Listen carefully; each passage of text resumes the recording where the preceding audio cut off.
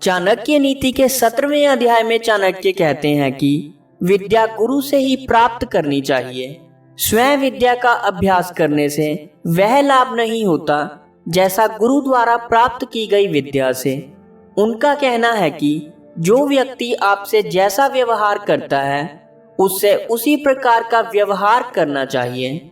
जिसने आपके प्रति हिंसा का व्यवहार किया है उसके प्रति हिंसक व्यवहार ही ठीक रहेगा। कुछ महान पुरुष ऐसे भी हुए हैं जिनका यह कहना था कि हिंसा का उत्तर अहिंसा से दिया जा सकता है। व्यवहार की दृष्टि से एक सामान्य व्यक्ति द्वारा ऐसा कर पाना संभव नहीं हो पाता। ऐसी संत महात्मा की दृष्टि हो सकती है। चाणक्य ने यह सिद्धांत कूटनीति की दृष्टि से बताया है। देश के संदर्भ में तो जैसे को तैसा की नीति ज्यादा उपयुक्त है। आचार्य ने इस अध्याय में तप के महत्व को भी स्पष्ट किया है।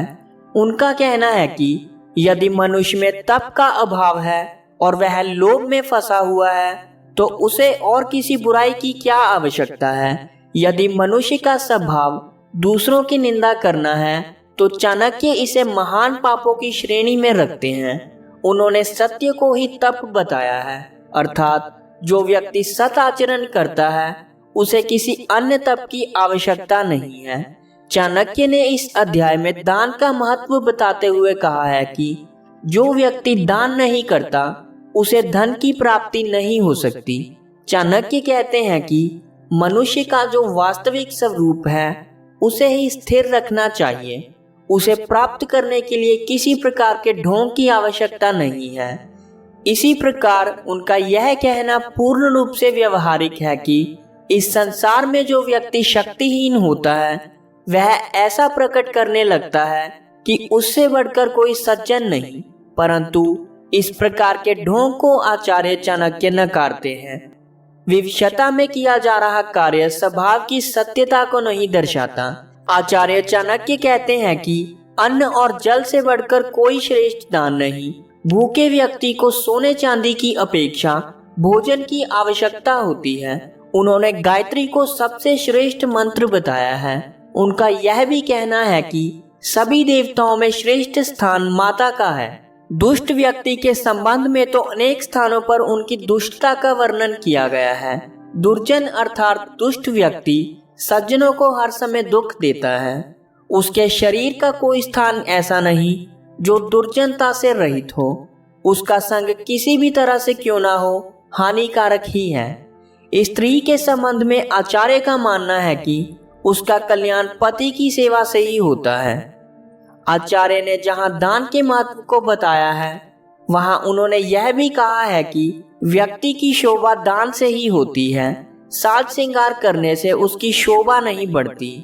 यह तो सभी जानते हैं कि बहुत सी बातें पशु और मनुष्यों में एक समान होती हैं।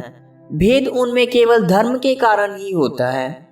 मनुष्य भी पशुओं के समान खाता पीता और सोता है, परंतु उसमें धर्म का अभाव है। मनुष्य का जीवन अनेक परिस्थितियों से गुजरता है। माता के गर्भ से जन्म लेने के बाद बच्चे के रूप में उसका विकास होता है। किशोरावस्था के बाद युवावस्था आती है और दिन ढलने के समान मनुष्य का शरीर भी अस्त होने लगता है। उसकी कमर में बल पड़ जाते हैं। उस स्थिति को देखकर अज्ञानी पुरुष ही उसका उपहास कर सकता है, क्योंकि युवावस्था के बाद शरीर का दुर्बल होना तय है। जो युवा वृद्ध का उपहास करते हैं वह मूर्ख हैं। वह भूल जाते हैं कि एक दिन उन्हें भी इसी अवस्था को प्राप्त होना है। आचार्य ने इस अध्याय के अंत में एक बहुत ही महत्वपूर्ण बात कही है। उनका मानना है कि यदि किसी चीज में कोई ऐसा गुण है जिससे अधिकांश लोगों को लाभ होता है तो उसके अवगुण महत्वहीन हो जाते हैं। प्रत्येक व्यक्ति का कर्तव्य है कि वह अपने में लोगों का उपकार करने के गुण का विकास करे। यदि उसमें लोगों के उपकार करने का गुण है तो उसके अन्य दोषों की ओर किसी का ध्यान नहीं जाएगा। इस विशेष गुण के सामने अन्य अवगुण गौण हो जाते हैं।